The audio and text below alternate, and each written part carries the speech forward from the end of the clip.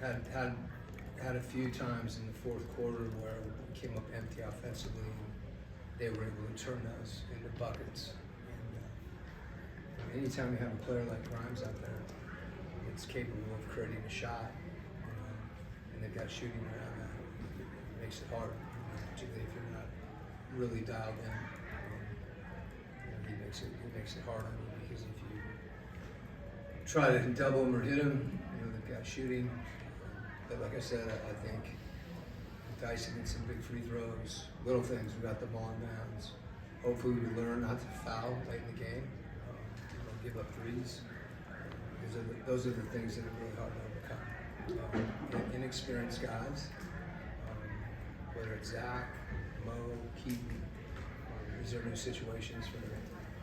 So it was good to see us come up.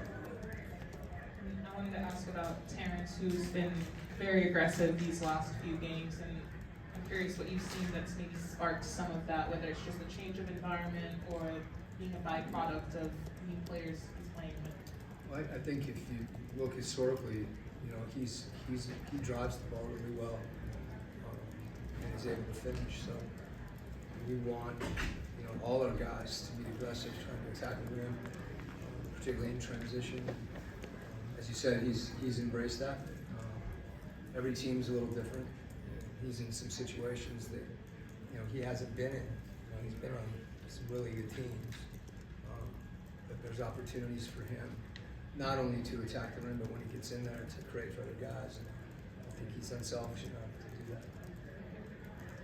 Dyson Daniels and Zachary Ricochet have made a strong impact early in their careers. Just what are some things that stand out about their development to you at this point in the season? Well, if you were to go back and look at both of them in the month of November, just from take the analytics, which are telling, the way that Zach he shot like 2,000 shots since September. And there's some things that he's doing with his feet that are a little different. His balance is better, and he's maintained his confidence. I think that's a credit to him. It's also a credit to the guys on our staff that want him to be aggressive.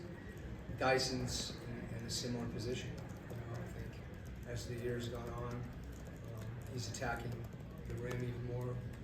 He's shooting the ball. He had a shot tonight in the high quadrant where he just pulled it, without any hesitation or thought. And that to me, those guys, just playing with confidence. And they're going to make some mistakes. They're young. And that's part of the process. They go through some things, but I think, as you said, this is. I said at the beginning here, it's a long runway. We may not have anticipated those guys being in some of the situations they're in, but whether it's injury, trade, all those things as the roster, evolves, there's been opportunities for them, and they've stepped up in those situations. It's good to see. You ended up with 34 assists, and everybody that played had at least one. What does that say about the health of your offense on without Trey and Karras, for instance? It's something we talked about this morning. I think the thing that gets us sometimes is when we don't space properly. It's hard to pass the ball to someone that's not spaced or not ready for it. And our guys really embrace that tonight. It's an unselfish group.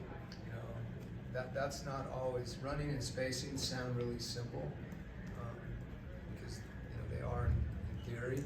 But when you get out there, there's a level of discipline and commitment that you have to play with in order to make those things happen. And we are spaced.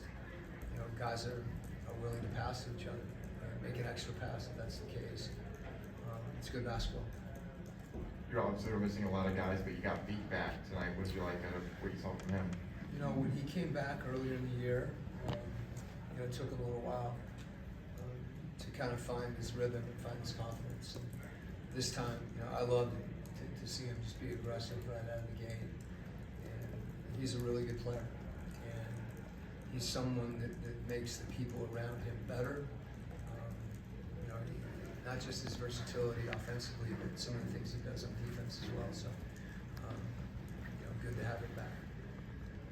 Hey, Coach, Jacob was able to hit a couple threes from above the break. what have you seen with his evolution in terms of not just the 3-point shooting, but sort of moving him away from the corner? What do you think that does for both your offense and the defense? I don't mind him in the corner because that means he's spaced. So the corner three is a little easier shot actually than some of the ones he hit on the top of the floor. There's a play that we run where he pops and we're playing through him. You've seen some of the passes he's made. And he told me coming out of timeout when we called the play, if they were dropped off him, he was going to shoot it. He said, good. And he did, and he made it. So his confidence, and again, it's another guy, we talk a lot about Zach and Dyson and some of those guys, and, he's 24 too, and finding himself in new situations, and again, another guy that's working at it. That's really, to me, it's gratifying for our guys, and you sharing that as a coach when you know that they're putting work in, and then you see it start to translate in the game, and that's something he's been doing. Thanks, Coach. Okay.